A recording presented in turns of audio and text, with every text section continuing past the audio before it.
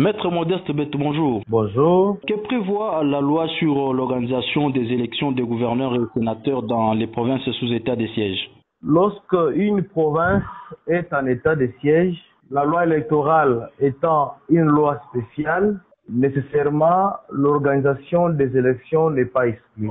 Dans les cas où la sécurité ne permet pas qu'il y ait les élections, la loi prévoit qu'il faudrait que la CENI puisse patienter que l'entité concernée par les élections soit en état d'organiser les élections apaisées. Voilà pourquoi on utilise le terme apaisé. Dans le cas d'espèce, lorsqu'il y a eu des élections dans la province sous état de siège et que de nouvelles institutions sont mises en place, c'est-à-dire il y a le gouverneur qui est élu, il y a les députés qui sont élus, la loi prévoit que l'état de siège, c'est une loi spéciale qui fait quitter le pays ou la partie du pays dans un régime ordinaire. Nous sommes dans un régime totalement spécial lié à une situation déterminée. Et la loi dit que lorsque nous sommes sous état de siège, ce sont des militaires qui vont gérer la partie concernée et sous commandement du commandant suprême, Monsieur le chef de l'État.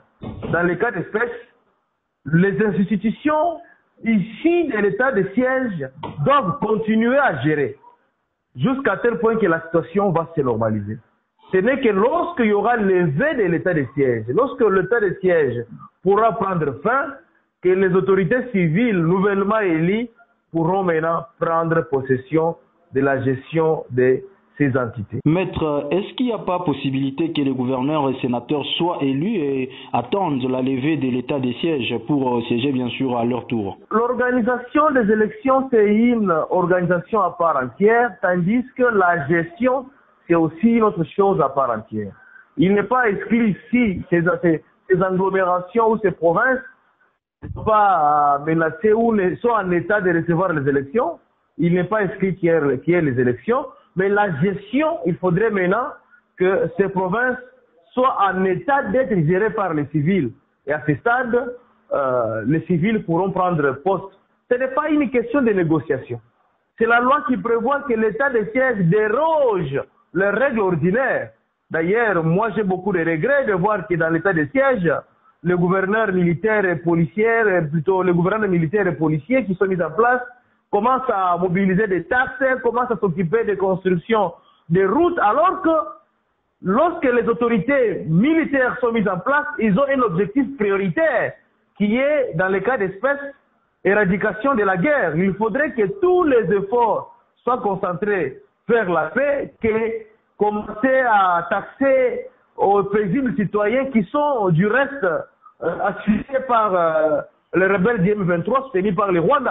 Maître, mais est-ce que la loi interdit également la tenue des séances plénières au sein des assemblées dans les provinces sous état de siège? Je crois que la loi n'a pas prévu qu'il faudrait qu'on mette fin. Il n'y a pas la dissolution de l'Assemblée provinciale. L'Assemblée provinciale peut siéger de manière ordinaire et collaborer avec les militaires qui gèrent la province.